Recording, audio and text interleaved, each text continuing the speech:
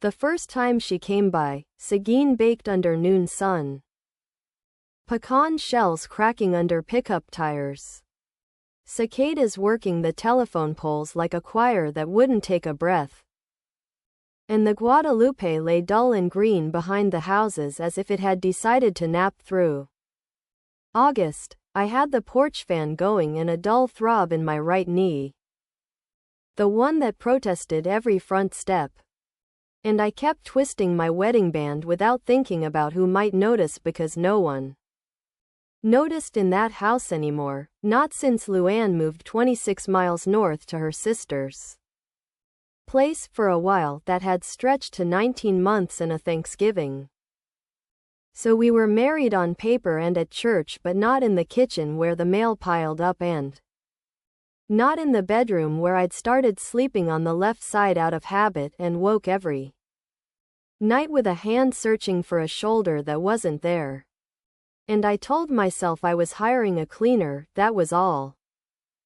Because dust clung to the window screens like ash after a burn pile and the grout in the hall bath kept going dark no matter how hard I scrubbed.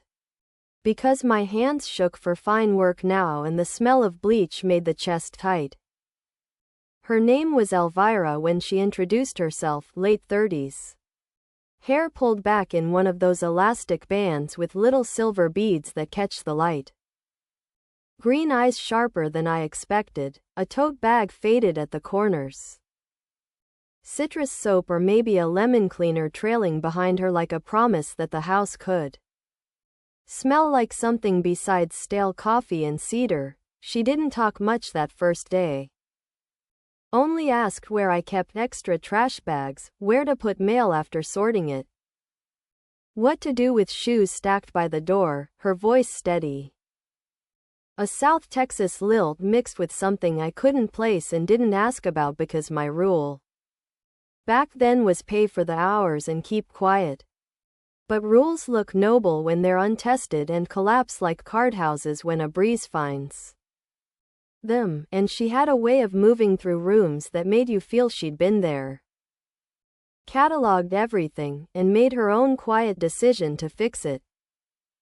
The mail rubber banded and stood up like little soldiers, pill bottles lined like fence posts.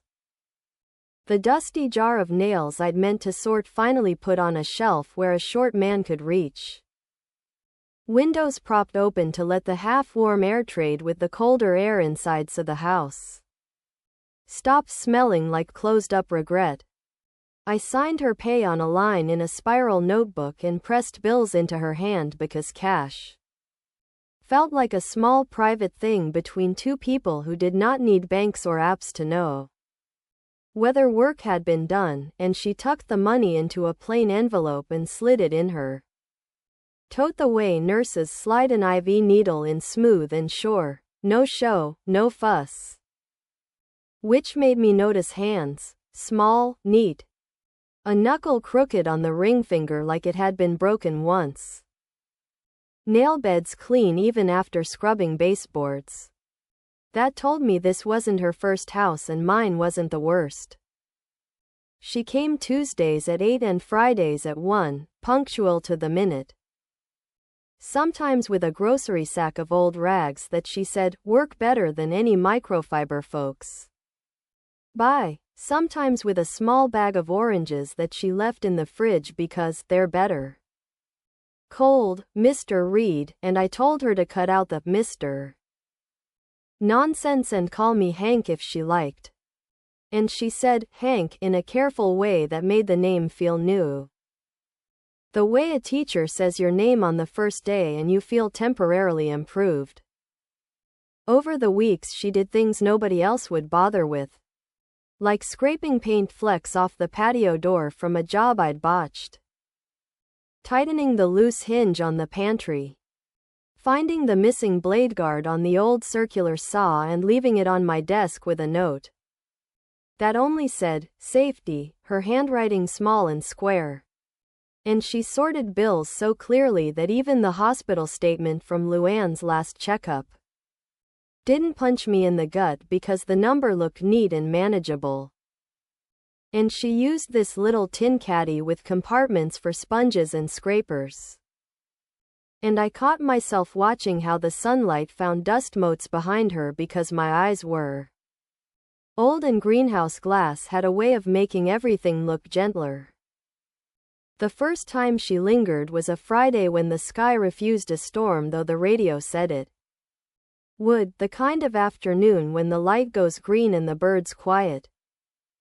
And I boiled water without asking whether she wanted tea because the kettle and the tin of Lipton gave me something to do with my hands while she dried hers on a dish towel she'd washed and hung herself, and we stood in the kitchen that still had the calendar Luann had left in June with our granddaughter's soccer schedule circled 3 times in red, and didn't talk about that. We talked instead about the bus she took from New Braunfels when her cousin's car broke down, about pecans, about how the air smelled like mesquite even when no one on the block had fired a pit all day, and when the kettle whistled she did a small start like it might scald her.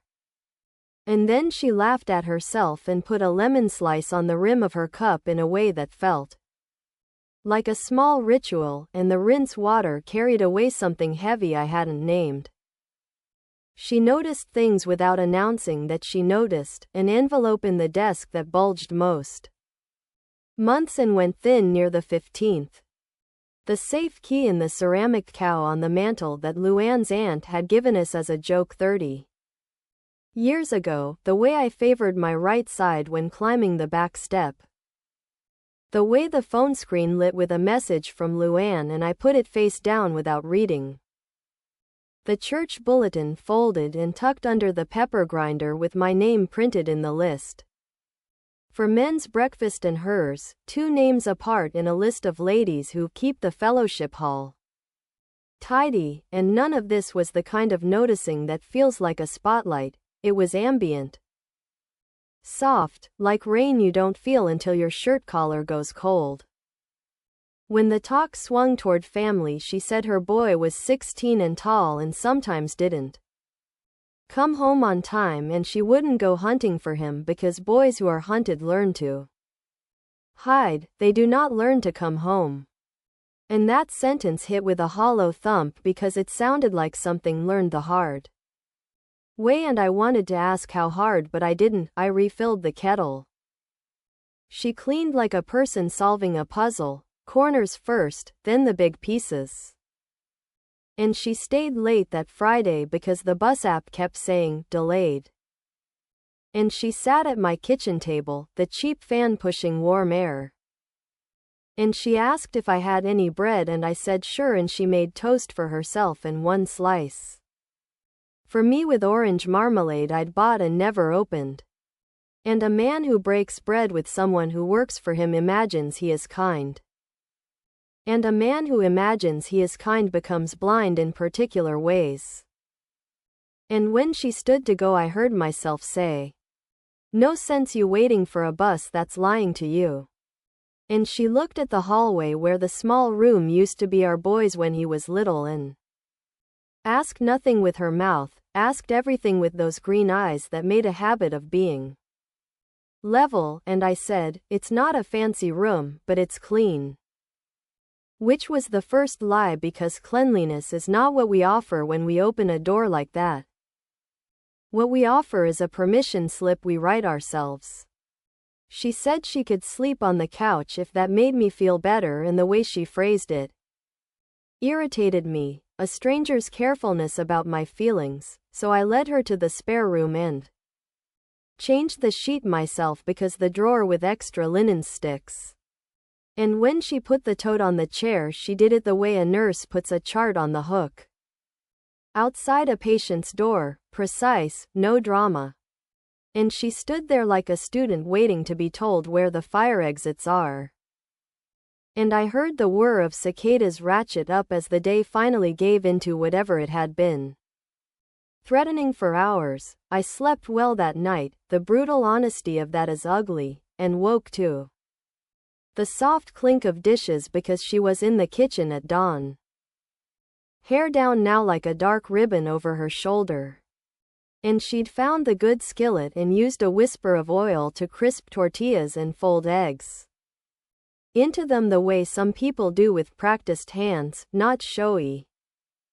And the smell of browning and coffee and something citrus pulled me down the hall before shame could dress itself, and she fixed a plate and stood eating by the counter and said she'd be gone before 8 to catch a bus at the better stop by the HEB, and I told her I could drive. But she shook her head like the offer cost me something I didn't understand, and then I noticed my phone blinking and the first words on the screen were from Luann. Hank, please bring the Medicare form Sunday. Pastor wants everyone to fill out the prayer cards too. And my thumb hovered and didn't swipe, and Elvira watched the thumb but not my face. Then slid the plate into the sink and turned on the water so the sound covered whatever noise my throat made. After that day, the twice-week rhythm took on a third beat that wasn't on the calendar, a lingering that pretended to be practical. A late bus or a sudden downpour or the hinge on the back door crying for oil. And in that space between practical and personal, a person like me will set a chair and call it a bridge, and the bridge began with small sentences like, "No need to knock if I'm working out back," and "You can put the spare key on the nail under the eave if you take it." And one Monday that wasn't her day, she texted about a landlord inspection at her apartment and asked if she could leave a small box of important papers at my place until Wednesday. Just 2 days, Hank, and she added a little folded hands emoji that I teased her about later. Because I liked the game of pretending we were two people with phones and not two people sneaking across a fence line, and I said yes because the yes lived already in my mouth. And she set the box on the hall table and traced a finger on the wood and said, "This table is old in a nice way," and I heard myself telling her where I got it. A woman in Lockhart who sold antiques out of a barn. And how Luann had argued that the legs were too spindly and would wobble, but I loved it and bought it anyway, and Elvira pressed gently on the top and said, "It doesn't wobble when you've got weight on it," and the comment sank like a pebble in a pond. The day the key changed hands seems small when I retell it. Which is how these things work. No trumpet, no thunder. Only a little metal sound and a palm warm from having held it too long.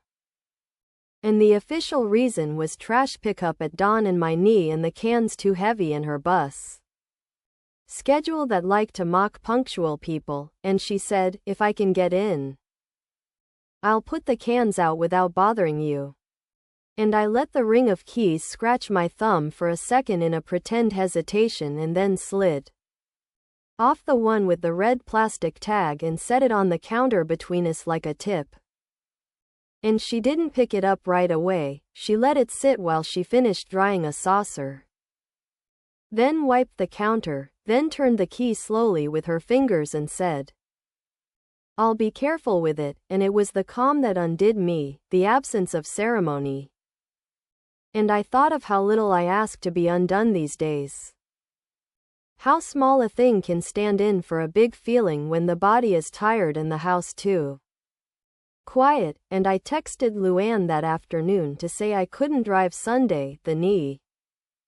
Could she drop the forms off at my place after church? And she replied with a thumbs up and a "take it easy" old man joke she'd used for years because that is what we had become, people who used stock phrases to keep from touching anything raw, and I put the phone face down again.